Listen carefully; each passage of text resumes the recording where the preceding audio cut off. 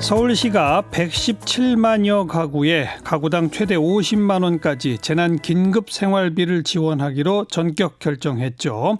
자, 박원순 서울시장 바로 연결합니다. 시장님, 안녕하세요. 네, 안녕하세요. 네. 반갑습니다. 네. 그 전주시도 그렇고 강원도도 그렇고 취약계층의 현금 지원 정책 발표를 했는데 우리 시장께서는 오늘 이 서울의 재난 긴급 생활비가 전국 처음 실시하는 실질적 재난 기본소득이 될 것이다.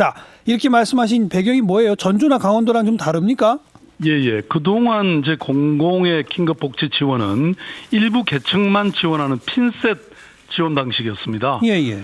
그런데 이제 서울시에 오늘 제가 발표했던 재난 긴급 생활비 지원은 그 개념을 최초로 깼고요. 예. 그래서 중하위 계층을 모두 포괄합니다. 그러니까 중위소득 이하 100% 이하 가구에 무조건 최대 50만 원 지급한다 이겁니다. 네. 그래서 뭐 이렇게 보면 아르바이트생이라든지 예. 프리랜서 영세 자영업자를 비롯해 가지고 좀 전에 한 번도 지원 대상이 되지 않았던 사각지대를 촘촘히 아우르면서 예. 그다음에 기존의 복지제도 수혜자들은 또 제외해서 예. 중복 수혜를 차단한 게 특징이고요.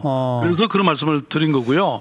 뭐 지금 사실 온 국민이 그동안 한 번도 겪어보지 못한 사회적 재난 속에 있지 않습니까? 네. 그래서 생계도 일자리도 돌봄도 지금 관계도 총체적으로 위기이고요. 예. 이런 상황에서 정말 민생이 파탄 직전인 상황에서 예. 시민의 삶을 살리는 거에 뭐 초점을 두고 지금 한 겁니다. 그러니까 117만여 가구면 서울 시민 전체의 몇 퍼센트 정도가 되는 거예요, 대상이? 지금 이제 보통 서울의 그 가구당 평균 구성원이 2.6명 정도 되거든요. 예. 그러니까 그렇게 따지면 수혜자가 약 300만 명. 그러니까 서울 시민의 3분의 1 정도가 혜택을 받는 겁니다. 예. 그러니까 전주시 같으면은 60만 인구에 한 5만 명 대상이니까 그렇죠. 5만. 그거보다는 대상이 훨씬 넓다 이 점이군요. 예, 그리고 아까 말씀드린 것처럼 중하위 모든 가구를 대상으로 하고 있기 때문에요. 예. 근데 최대 50만 원인 거는 뭐 보니까 30만 원, 40만 원, 50만 원 이렇게 있더라고요. 예, 그렇습니다. 어떻게 나누어지나요? 네, 가구 구성원 수에 따라서 1, 2인 가구에는 30만 원, 아하. 3, 4인 가구에는 40만 원, 5인 가구 이상 되면 50만 원 이렇게 지원하고요. 그다음에 지원하는 방식도 뭐 거의 현금의 다름 아닌 지역사랑 상품권이라든지 선불 카드로 지급하고 또 6월 말까지 모두 사용하도록 돼 있습니다. 그래서 가정경제 적극적이고 또 실질적인 보탬을 주면서 동시에 또 내수를 진작시키는 두 마리 토끼를 잡을 수 있다고 생각합니다. 네. 어제 국회에서 11조 7천억 원 규모의 코로나 추경이 통과됐는데 우리 시장께서는 이미 그거 갖고 부족하다.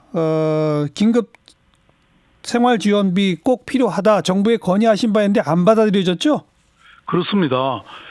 저는 지금 그 정부가 했던 추경으로는 이 코로나 보릿고개를 넘기 어렵다 이렇게 제가 말씀드렸는데요. 이게 이제 사실 보면 이 기존의 이제 취약계층들에 대한 지원을 강화한 거는 의미가 있는데요.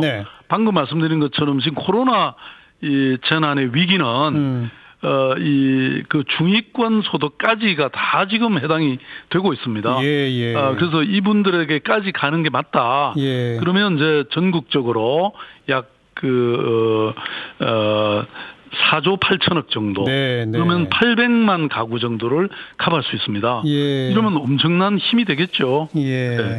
기존의 지원 대상이 되는 분들은 이번 서울시의 117만여 가구에서도 빠지는 거죠? 중위소득 이하라 하더라도. 그렇습니다. 그분들은 이미 지원을 받고 있기 때문에요. 중복 지원은 빼는 거죠? 그렇습니다.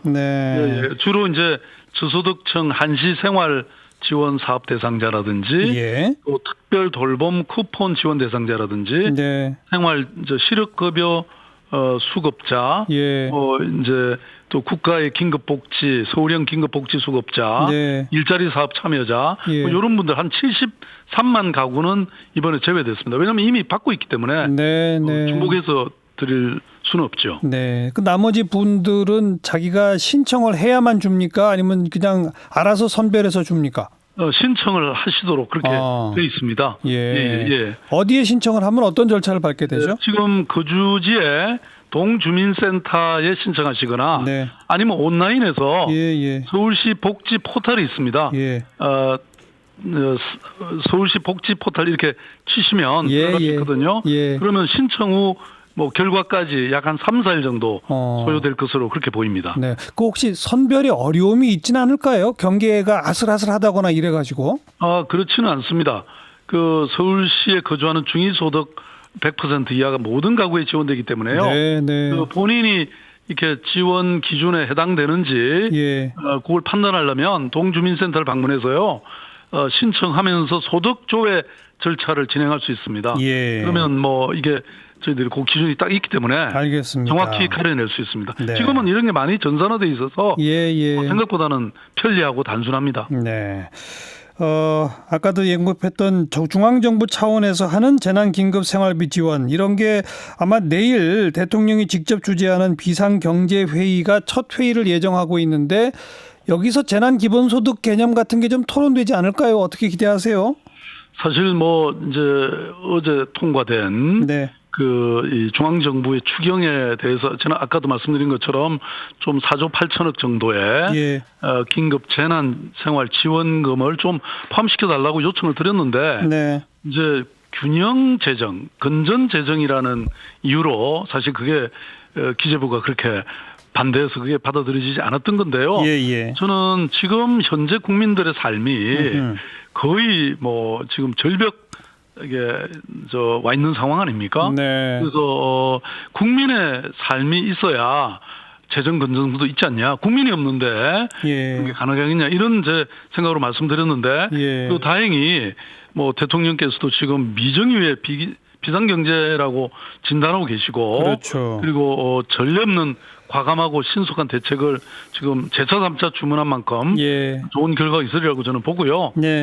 그리고 또 하나는 지금 이게 서울시 재난긴급생활비 지원을 발표했더니 이게 이제 큰 물꼬가 열렸다고 생각하고요. 한 10여 개의 지자체에서도 서울시로 문의가 많이 이어지고 있고 그렇기 때문에 뭐 그만큼 다른 지자체들도 고민이 깊었겠죠. 그렇죠. 근데 지자체들은 이제 재정 여력이 워낙 좀 취약하니까 문제인데 중앙정부 차원에 거듭 촉구하시는 목소리 오늘 내셨는데 다시 말하면 2차 추경 빨리 해야 한다 이 말인 거죠? 네, 그렇습니다. 그리고 어제 사실은 뭐 대통령 직접 저희 수도권 시도지사 세 사람이지 않습니까? 저하고 경기지사, 인천시장 다 같이 사실 뭐 본래 예상보다 훨씬 더 길게 토론을 했는데요. 대통령께서도 취약계층에 대한 지원이 중요하고 그리고 추경안에 이런 사각지대가 있을 수 있으니까 좀 더 확대하는 것이 좋겠다 이런 말씀을 하셨기 때문에 저는 곧 2차 추경안에는 포함되지 않을까 이렇게 믿고 있습니다. 1, 2인 가구 30만 원, 3, 4인 가구 40만 원, 5인 가구 50만 원, 서울 지역의 상품권 등으로 6월 말까지 꼭 써라. 이거 다 합해서 한 3,270억 원 맞죠? 네, 그렇습니다. 그런데 솔직히 이거 갖고 될까요? 물론 뭐 부족하죠. 그러니까요. 그런데 이제 이게 사실 또 아주 지금 그야말로 이 생계 또 생활 생존 절벽 앞에 와 있는 분들한테는요. 뭐 그래도 그게 도움이 되죠. 저희들이 청년 수당도 사실 월 50만 원씩 6개월 드리는 건데요. 그것도 뭐 어찌 보면 부족한 거죠. 그렇지만 청년들에게는 굉장히 도움이 됐다고들 하거든요. 그렇군요. 그리고 또 중앙정부가 2차 추경을 하면 서울시는 이미 이제 1차로 지원하는 거기 때문에 또 추가로 받을 수 있겠죠. 더 받을 수도 있고. 알겠습니다. 그렇게 할 수 있습니다. 기대해 볼게요. 고맙습니다. 네, 감사합니다. 박원순 서울시장이었습니다.